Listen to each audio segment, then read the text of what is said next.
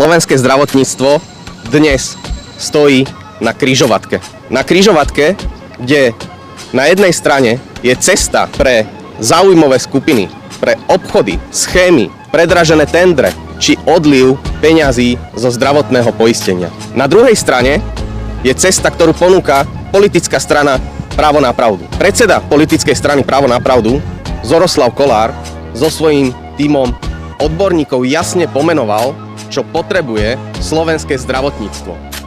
Odvahu, odbornosť a rázne riešenia.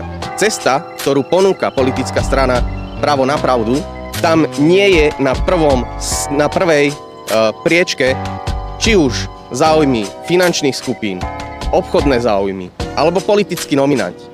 Je to cesta, kde občan zvíťazí, pacient zvíťazí, kde bude záležať na ľudskom živote.